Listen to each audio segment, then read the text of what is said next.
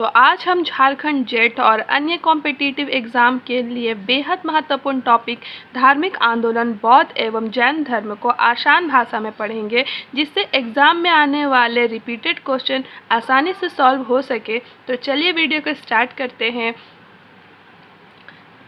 तो हमारा टॉपिक है धार्मिक आंदोलन बौद्ध एवं जैन धर्म। ठीक है, सबसे पहले हम इसमें थोड़ा सा इसका इंट्रोडक्शन देखते हैं। ठीक है, नवीन धर्म आंदोलन ईसा पूर्व की 6ठी शताब्दी का भारत के धार्मिक इतिहास में विशिष्ट स्थान था। ठीक है, क्योंकि इस शताब्दी में धर्म के क्षेत्र में व्यापक परिवर्तन हुए थे। किस शताब्दी में? तो 6ठी शताब्दी ईसा पूर्व में। ठीक है, जिनका समाज पर गहरा प्रभाव पड़ा था। इस शताब्दी में हुए धार्मिक परिवर्तन के कारण ही इस काल को बौद्धिक एवं धार्मिक क्रांति का युग कहा जाता है।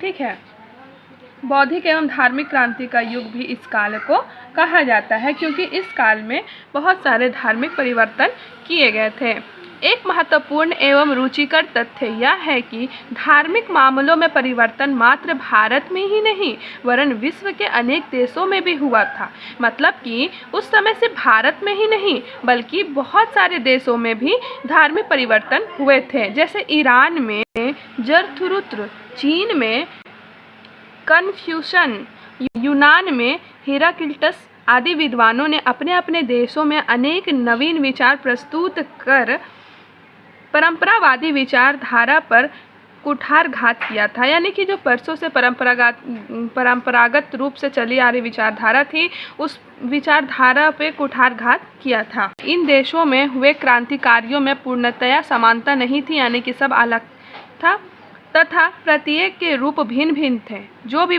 मतलब क्रांतियाँ हुई थी वो आपस में बिल्कुल भी समान नहीं थी, सभी क्रांतियाँ अलग अलग थीं। भारत में हुई क्रांति का स्वरूप मात्र धार्मिक ही नहीं वरन सामाजिक एवं सांस्कृतिक भी था। देखिए, जो भारत में मतलब 6ठी शताब्दी ईसा पूर्व में क्रांति हुई थी वो सिर्फ उसका स्वरूप सिर्फ धार्मिक ही नहीं था बल्कि सामाजिक और सांस्कृतिक भी था।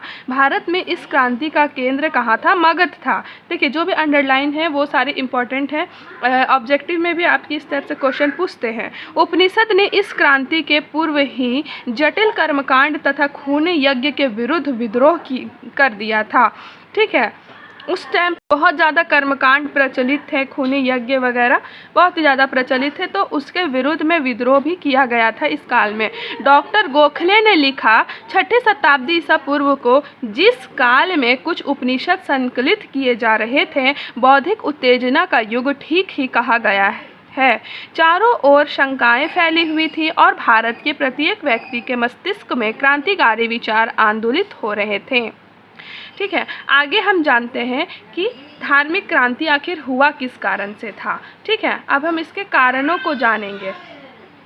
तो ये रहा हमारा धार्मिक क्रांति के कारण। ठीक है, 6ठी शताब्दी ईसा पूर्व में हुए धार्मिक क्रांति का कोई एक विशिष्ट कारण नहीं था, मतलब कि कोई एक खास कारण नहीं था, बहुत सारे कारण थे वरन विभिन्न कारणों ने मिलकर विद्रोह का रूप धारण किया था। बहुत सारे कारण थे और उन सब ने मिलकर ही एक विद्रोह का रूप धारण किया। इस समय से पूर्व उपनिषद काल से ही तात्कालिक धार्मिक स्थिति में परिवर्तन लाने के प्रयास प्रारंभ हो गए थे। उपनिषद काल से ही, जब उपनिषद मतलब कि उपनिषद काल जब स्टार्ट हुआ था, उस समय से ही तात्कालीन धार्मिक जो उस वक्त के धार्मिक स्थिति थी उसमें परिवर्तन लाने के प्रयास जो थे वो प्रारंभ किए गए थे।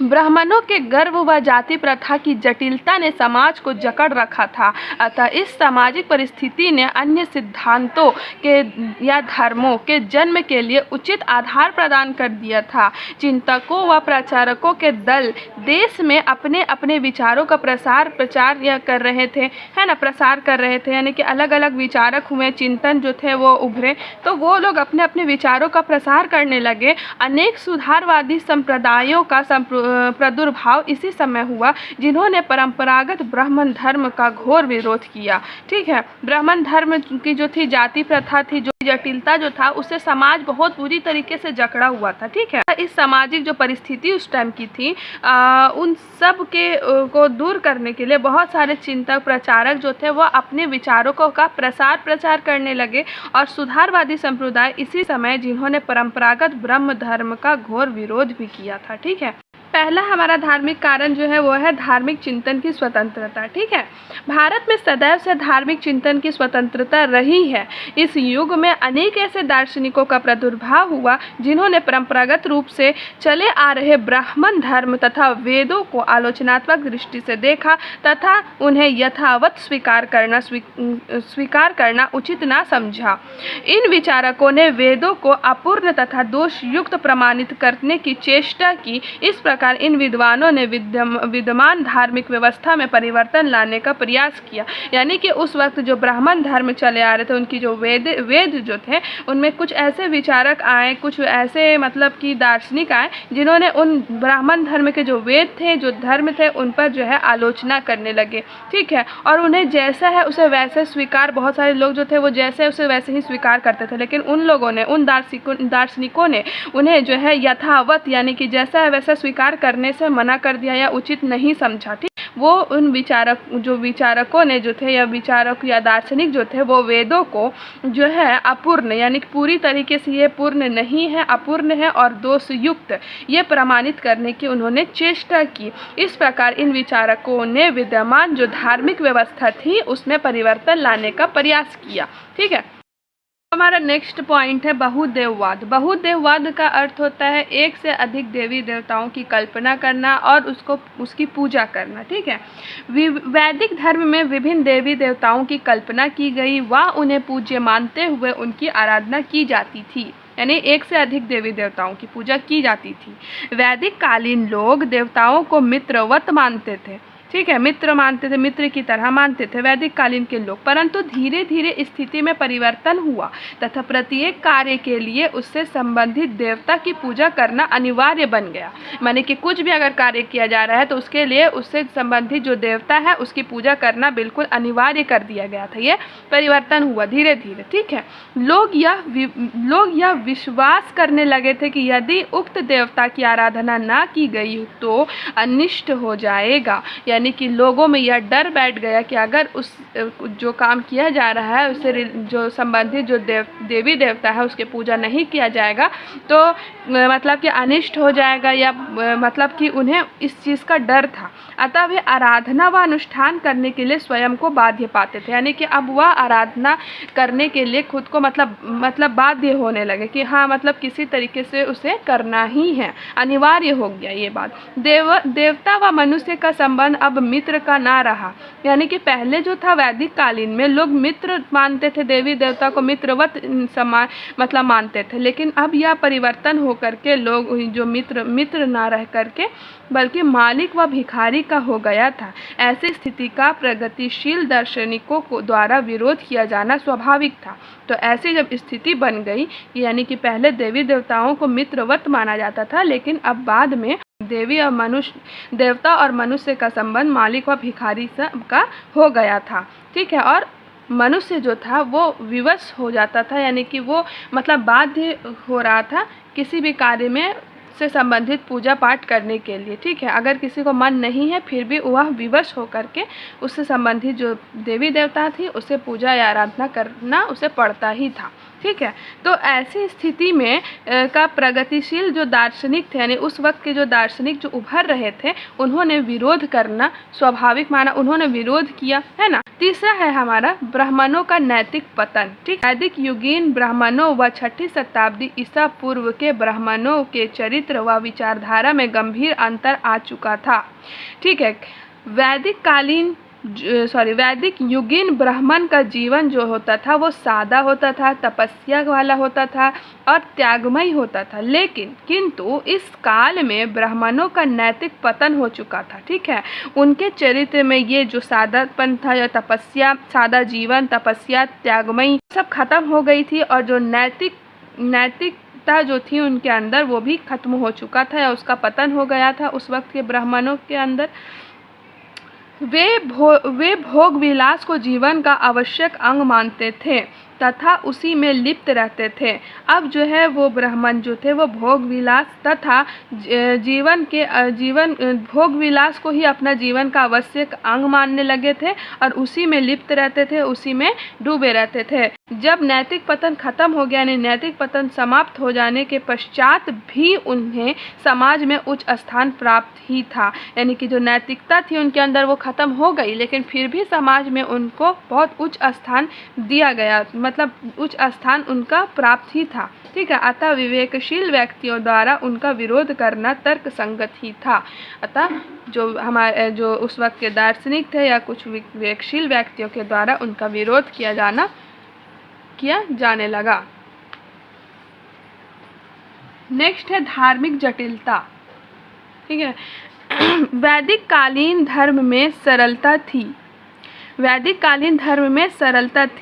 तथा प्रत्येक व्यक्ति के लिए उसका पालन करना आसान था। ठीक है, किंतु इस काल तक आते आते धर्म की सरलता जो थी उसका स्थान कर्म कांड ने ले लिया। ठीक है, धर्म की सरलता धीरे धीरे खत्म होने लगी और उसका स्थान किसने, तो कर्म कांड ने ले लिया। कर्म कांड का महत्व अत्यधिक बढ़ गया था तथा यह इतना जटिल था कि प्रत्येक व्यक्ति के लिए इसका समझना व पालन कर पाना कठिन था। ठीक है, जो सरलता थी वो खत्म हुई और कर्म कांड बहुत ज़्यादा फैलने लगा धर्म के अंदर और लोग जो थे, जो हर व्यक्ति के लिए इस कर्म कांड को समझना या इसका पालन करना तो मतलब कठिन हो रहा था। ऋचाओं के स्थान पर तंत्र मंत्र का प्रयोग होने लगा था तथा तंत्र मंत्र में लोगों का विश्वास होने लगा था। ठीक है, तंत्र मंत्र में लोगों का विश्वास बढ़ने लगा। लोगों का विचार था कि तंत्र मंत्र के द्वारा देवी देवताओं को भी वश में किया जा सकता है। अब लोग यह सोचने लगे कि जो तंत्र मंत्र है उसके द्वारा हम देवी देवताओं को ही अपने वश में कर सकते हैं। ये विचारधारा उत्पन्न होने लगी उनके अंदर। अतः तात्कालीन समाज धार्मिक क्षेत्र में पथ भ्रष्ट होता जा रहा था, यानी कि अपने पथ से बिल्कुल ही हटते जा रहा था, या कि मतलब कि धार्मिक क्षेत्र का जो एक रास्ता होता है वो उससे बिल्कुल हटते जा रहा था, पथ भ्रष्ट होते जा रहा था, जिसका विरोध करना आवश्यक था।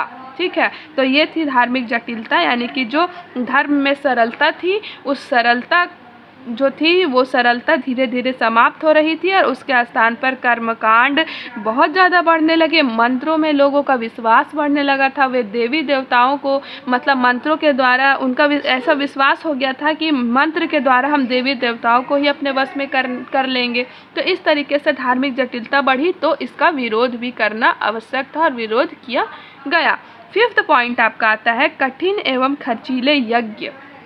कुछ ऐसे यज्ञ किए जा रहे थे जो कि बहुत ही ज़्यादा खर्चीले थे, बहुत ही ज़्यादा कठिन थे। ठीक है, इसे जानते हैं। वैदिक काल में भी यद्यपि यज्ञ किए जाते थे किंतु उनका रूप अत्यंत सरल होता था। जब वैदिक काल में यज्ञ किए जाते थे ना तो बिल्कुल सरल सामान्य होते थे ताकि सभी लोग उसे कर सकते थे, है ना।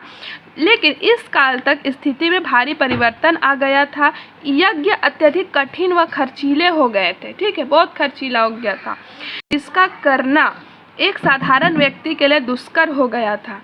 ठीक है, प्रत्येक कार्य के लिए यज्ञ कराना आवश्यक समझा जाता था, यानी कुछ भी कार्य अगर आप कर रहे हैं तो उसके लिए यज्ञ कराना आवश्यक हो गया था। ठीक है, कराना समझा जाने लगा। अतः यज्ञों की संख्या बहुत बढ़ गई, यज्ञों की संख्या बहुत ज़्यादा बढ़ गई। ठीक है, विभिन्न यज्ञ जैसे होते थे, पितृ यज्ञ होता था, ब्रह्म यज्ञ होता था, देव यज्ञ या इत्यादि को कराना जनता के लिए कठिन हो गया था। क्यों? यज्ञ में पहले पुरोहितों की संख्या में भी वृद्धि हो गई, इसलिए पहले जिस यज्ञ को एक पुरोहित करता था अब उसके लिए कभी कभी 17 पुरोहितों को आमंत्रित करना पड़ता था। इसी से यज्ञ की क्लिष्टता एवं खर्च का अनुमान लगाया जा सकता है। यज्ञों में पशु बलि भी दी जाती थी जिससे विद्रोह की भावना प्रबल हो रही थी।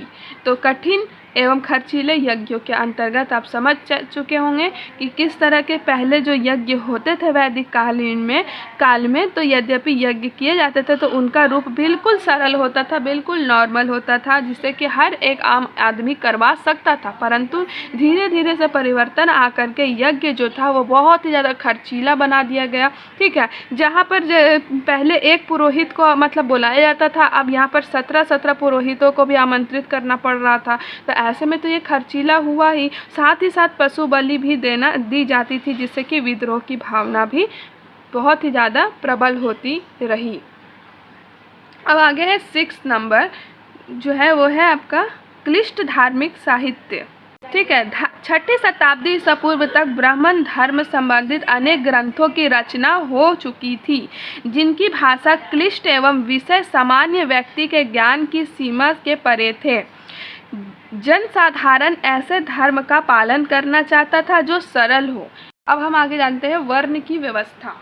इस धार्मिक क्रांति का एक प्रमुख कारण तात्कालिक वर्ण व्यवस्था थी। उस वक्त की वर्ण व्यवस्था, समाज में प्रमुख 4 वर्ण कौन कौन से? ब्राह्मण, क्षत्रिय, वैश्य व शूद्र। समाज में प्रमुख 4 वर्ण आपको याद रखना चाहिए, ब्राह्मण, क्षत्रिय, वैश्य, शूद्र। ठीक है, सबसे उच्च स्थान जो था वो ब्राह्मण को दिया जाता था। ठीक है, इस व्यवस्था में ब्राह्मणों का स्थान सर्वोपरि था। देखिए ना, इस व्यवस्था में ब्राह्मण का स्थान सबसे ऊंचा था व अन्य वर्गों की स्थिति उनकी तुलना में हीन थी। यानी कि सबसे ऊंचा स्थान किसका था? ब्राह्मणों का था। उसके बाद मतलब कि जो थे जैसे क्षत्रिय है, वैश्य, शूद्र है, इनकी तुलना में मतलब कि ये जो थे इनकी स्थिति कैसी थी? हीन थी। हीन भावना से इन्हें देखा जाता था। ठीक है, शूद्रों की स्थिति तो अत्यंत ही शोचनीय थी। शूद्र यानी कि सबसे लास्ट का जो वर्ण था शूद्र, उनकी स्थिति बहुत ही ज़्यादा खराब थी, बहुत ही ज़्यादा उन्हें हीन दृष्टि से देखा जाता था। ब्राह्मण वर्ग का नैतिक पतन हो जाने के पश्चात भी उनके द्वारा स्वयं का समाज में सर्वोच्च एवं महत्वपूर्ण स्थान बनाए रखने का अन्य वर्ग प्रतिरोध करते थे। यानी कि जो ब्राह्मण धर्म था उनके अंदर नैतिकता खत्म हो चुकी थी, लेकिन फिर भी वो समाज में सर्वोच्च और महत्वपूर्ण स्थान बनाए रखा था। इसके लिए जो अन्य वर्ग के लोग थे वो इनका विरोध करते थे। ठीक है, शूद्र वैश्य रूप से ऐसे धर्म का परित्याग कर ऐसे धर्म को अपनाना चाहते थे जहां उन्हें सामान्य स्थान मिल सके। जो शूद्र वंश जो थे, यानी शूद्र जो आपका वर्ण थे, वो लोग जिन्हें कि सबसे ज़्यादा हीन दृष्टि से देखा जाता था, वो लोग ऐसे धर्म का मतलब कि ऐसे धर्म का परित्याग करना चाहते थे। उस धर्म को त्याग करके एक ऐसे धर्म को अपनाना चाहते थे जहाँ पर उन्हें जो है सामान्य स्थिति मिल सके, सम्मान मिल सके। ठीक है, इसके अतिरिक्त ब्राह्मणों के लिए तात्कालिक व्यवस्था में निम्न नियम भी अलग थे तथा उनके अनेक सुविधाएं प्राप्त थी। ठीक है, ब्राह्मणों के लिए जो है उस वक्त की व्यवस्था में नियम भी अलग था और उनको बहुत सारी सुविधा प्राप्त दिया गया था ब्राह्मणों को, जो कि सबसे उच्च धर्म माना जा रहा, मतलब कि उच्च वर्ण मतलब कि ये माना जाता था। ठीक है, वर्ण, उच्च वर्ण के द्वारा निम्न वर्ण का शोषण किया जाता था तथा उन पर विभिन्न अत्याचार किए जाते थे। जो उच्च वर्ण के लोग थे यानी कि जैसे ब्राह्मण है, वो जैसे जो निम्न वर्ग के जैसे क्षत्रिय है, वैश्य, शूद्र है, इन पर जो है वो शोषण करते थे। ठीक है, उन पर अत्याचार करते थे। अब है नेक्स्ट 8 पॉइंट है आर्थिक कारण। ठीक है, आर्थिक कारण क्या था? ईसा पूर्व 7वीं शताब्दी में पूर्वी उत्तर प्रदेश व बिहार की जनता की आर्थिक स्थिति में भारी परिवर्तन हुआ। ठीक है, उस वक्त किसकी स्थिति में? तो पूर्वी उत्तर प्रदेश और बिहार की जो जनता थी उनकी आर्थिक स्थिति में परिवर्तन हुआ था। संभवतः इसका कारण यह था कि इन प्रदेशों के लोग अब लोहे का प्रयोग बड़े पैमाने पर करने लगे थे। तो किस तरीके से उनकी आर्थिक स्थिति में परिवर्तन हुआ था? क्योंकि उस वक्त वहाँ के जो उस प्रदेश के लोग थे वो लोग लोहे का इस्तेमाल ज़्यादा करने लगे थे, बहुत बड़े पैमाने पर करने लगे। लोहे के उपकरणों के प्रयोग से भूमि को कृषि योग्य बनाने में सफलता मिली। अब जो लोहे से बहुत सारे उपकरण बनाए जाने लगे और उसी से ही फिर खेती में भी सुविधा मिलने लगी, कृषि योग्य बनाने में उनको सफलता मिलने लगी। उस कृषि और यंत्रों के प्रयोग व उन्नत ज्ञान के फलस्वरूप गाँव व शहरों में एक नवीन वर्ग का प्रादुर्भाव हुआ। अब जो है कृषि और यंत्र के प्रयोग व उन्नत ज्ञान के फलस्वरूप यानी कि नए नए यंत्रों का इस्तेमाल किया जाने लगा। ठीक है, इससे क्या हुआ कि एक नया वर्ग का उद्भव हुआ या एक नया वर्ग उभरा। ठीक है, जिसे क्या कहा जाता था? गृहपति कहते थे। जो नया वर्ग जो उभरा उसे गृहपति कहा गया। ठीक है। अतः आर्थिक दृष्टि से भी समाज दो भागों में विभक्त हो गया। दो भागों में आर्थिक दृष्टि से विभक्त हुआ। एक था आपका ज्ञाश्राधनी व दूसरा था निर्धन वर्ग। ज्ञाश्राधनी जो था वो धनी वर्ग था और एक निर्धन वर्ग, दो वर्ग में बट गया पूरा, मतलब कि समाज। इस प्रकार जनता के सामाजिक और आर्थिक जीवन का नवीन स्वरूप वैदिक कालीन अनुष्ठानों तथा पशु यज्ञों के विपरीत था, क्योंकि यह अनुष्ठान व यज्ञ पशुओं के नाश का कारण बन रहे थे, जो कि धनाढ्य वर्ग की आजीविका के प्रमुख साधन थे। अतः कृषि प्रधान वर्ग के द्वारा इस स्थिति का विरोध करना तर्कसंगत ही था। यानी कि अनुष्ठानों व यज्ञ पशुओं के नाश का कारण बना, क्योंकि उसमें पशुओं को बलि दी जाने लगी। अब उससे क्या हुआ कि पशु जो था उनका नाश होने लगा, जिससे कि का आजीविका ही पशुओं के द्वारा चल रहा है। तो उनके लिए तो मतलब कि ये बहुत ही दुखद स्थिति बन गई। उनकी आर्थिक स्थिति तो वैसे ही खराब होती जाएगी। अतः कृषि प्रधान वर्ग जो था वो लोग इसका विरोध करना शुरू किया। उसका बाद 9th नंबर आपका है दार्शनिकों का जन्म। 6ठी शताब्दी ईसा पूर्व में अनेक नए दार्शनिकों का प्रादुर्भाव हुआ, जिन्होंने अपने क्रांतिकारी विचारों से तत्कालीन समाज को गंभीर रूप से प्रभावित किया। इन दार्शनिकों ने मनुष्य की श्रेष्ठता को जन्म के आधार पर न मानकर कर्म से माना। इस आधार पर उन्होंने ब्राह्मणों को श्रेष्ठ मानने से इनकार कर दिया। इन विद्वानों ने पशु बलि व कर्म कांडों का विरोध किया। महावीर व गौतम बुद्ध के नाम इन विद्वानों में उल्लेखनीय है। इन दार्शनिकों ने जो है क्या किया कि मनुष्य को जो है उनकी श्रेष्ठता को, मनुष्य की जो श्रेष्ठता है यानी कौन उच्च रहेगा, वो जन्म के आधार पर नहीं माना बल्कि कर्म के आधार पर मानने लगे। ठीक है। ब्राह्मण जो थे, जिन्हें कि सर्वश्रेष्ठ समाज में माना जा रहा था, सबसे उच्च वर्ण माना जा रहा था, उसे ये लोग मानने से इनकार कर देते हैं। और इन विद्वानों जो पशु बलि दिया जा रहा था, कर्म कांड हो रहा था, उन सब का विरोध भी किए, और जिसमें महावीर और गौतम बुद्ध के नाम उल्लेखनीय है। इन 10th नंबर है आपका चतुर्दिक हलचल क्या थी? उपरोक्त समस्त कारण सम्मिलित रूप से 6ठी शताब्दी ईसा पूर्व की धार्मिक क्रांति के लिए उत्तरदायी थे। यानी कि जो भी हम लोग कारण जाने हैं वो सभी जो है धार्मिक क्रांति के लिए उत्तरदायी थे। विमल चंद्र पांडे ने लिखा है कि इस क्रांति के बीज ब्राह्मणों ग्रंथों में ही विद्यमान था। हाँ, अराणयक ऋषियों ने अपने आत्मचिंतन से उन बीजों को अंकुरित किया। कालांतर में उपनिषद काल की महनीय तत्व जिज्ञासा ने तो उन अंकुरों को पल्लवित करना था। इस प्रकार धार्मिक क्रांति की लहर उपनिषद काल में ही प्रारंभ हो गई थी।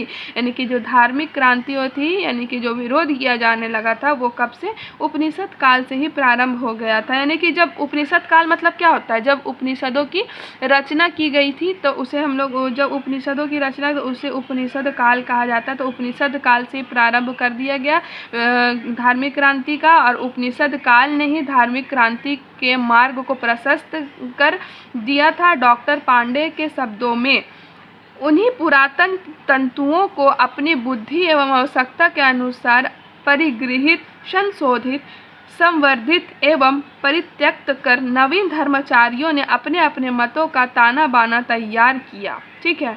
ये किसने कहा है? डॉक्टर पांडे ने। क्रांति की प्रमुख विशेषताएं। जो क्रांति, अब हम जानेंगे कि जो क्रांति हुई धार्मिक क्रांति, उसकी क्या विशेषताएं थी। ठीक है। सबसे पहले ईस्वी पूर्व 6ठी शताब्दी में हुए क्रांति की कुछ प्रमुख विशेषताएं निम्नलिखित है। पहला है, इस क्रांति ने स्वतंत्र विचारधारा तथा खोज की भावना को प्रबल बनाया। जनता जागृत, जिज्ञासु व तर्कशील होने लगी। परिणाम स्वरूप भारतीय दर्शन में अनेक नवीन विचारों का प्रादुर्भाव हुआ। अब इसका दूसरा विशेषता यह था कि एक अन्य विशेषता यह थी कि इस क्रांति के अंतर्गत जितने भी धर्माचार्यों का जन्म हुआ वे सब पूर्वी भारत के गणराज्यों से ही थे। उदाहरणार्थ महावीर लिच्छवी गणराज्य में, महात्मा बुद्ध शाक्य गणराज्य में जन्मे थे। तीसरा इसकी विशेषता यह थी, इस क्रांति के परिणाम स्वरूप अनेक संप्रदायों का प्रादुर्भाव हुआ, जिसे विभिन्न नरेशों द्वारा राजाश्रय प्रदान किया गया। राज्यों का संरक्षण प्राप्त होने के कारण ही इनमें से कुछ विशेष रूप से जैन व बौद्ध धर्म का अत्यंत विकास हुआ। चौथा आपका इसका विशेषता यह है कि इस क्रांति ने ब्राह्मण क्षत्रिय संघर्ष को स्पष्ट कर दिया। बहुत समय पूर्व से ही समाज में ब्राह्मणों ने सर्वोच्च स्थान प्राप्त कर रखा था, किंतु क्षत्रियों ने भी ज्ञानोपार्जन यानी ज्ञान प्राप्त करने के बाद कर ब्राह्मणों से बराबरी करने का प्रयास किया। यानी कि बहुत समय से जो ब्राह्मण जो थे वही लोग सबसे सर्वोपरि थे, सबसे ऊंचे थे, स्थान पर थे, लेकिन बाद में क्षत्रियों ने भी जो है ज्ञान हासिल किया और ब्राह्मणों से बराबरी करने का प्रयास किए। अनेक क्षत्रियों ने आध्यात्मिक क्षेत्रों में ब्राह्मणों से भी अधिक यश कमाया। इसी प्रसिद्ध प्रतिस्पर्धा ने इस क्रांति को भी प्रबल बनाया था, क्योंकि ब्राह्मण धर्म की आलोचना व विरोध करने की भावना को क्षत्रियों ने प्रोत्साहन किया था। इस क्रांति के अनेक धर्मचारी क्षत्रिय ही थे। जो भी इस क्रांति यानी जो धार्मिक क्रांति हुई थी उसमें जो भी धर्मचारी हुए थे जो ज़्यादातर क्या थे, क्षत्रिय ही थे। अब इसके हम जानते हैं परिणाम को, ठीक है, यानी कि आपका धार्मिक क्रांति के परिणाम क्या हुए। इस क्रांति का प्राचीन ब्राह्मण धर्म पर तीव्र आघात हुआ। जो पुराना ब्राह्मण धर्म था उस पर बहुत तीव्र आघात पहुंचा। इस क्रांति के पश्चात बौद्ध एवं जैन धर्म का तीव्र गति से प्रसार हुआ, जिससे ने ब्राह्मण धर्म को आघात किया। इन धर्मावलंबियों ने ब्राह्मणों की सर्वोच्चता अथवा सर्वोपरिता को नकारा तथा ब्राह्मण धर्म के कर्मकांड व जातिवाद की कटु आलोचना की। दोनों ही नवीन धर्म ने नैतिक मूल्य एवं चारित्रिक बल को किया। सदाचार, अनुशासन व संयम को इन्होंने जीवन का आवश्यक अंग माना। किसे? सदाचार को, अनुशासन और संयम को ही इन्होंने जीवन का आवश्यक अंग माना। उल्लेखनीय तथ्य यह है कि इन दोनों धर्मावलंबियों के विचार मौलिक नहीं थे तथा उपनिषदों का उन पर प्रभाव था। तथापि अनेक विचारों को जिस रूप से उन्होंने जनता के समक्ष प्रस्तुत किया उससे संपूर्ण भारत में क्रांति की लहर दौड़ गई। तो फ्रेंड्स, यहाँ पर हमारा धार्मिक आंदोलन का कारण परिणाम समाप्त हुआ। अब हम नेक्स्ट वीडियो में बौद्ध धर्म के बारे में जानेंगे। अगर आपको ये वीडियो हेल्पफुल लगी हो तो प्लीज़ इसे लाइक, शेयर और मेरे चैनल को सब्सक्राइब करें। Thanks for watching.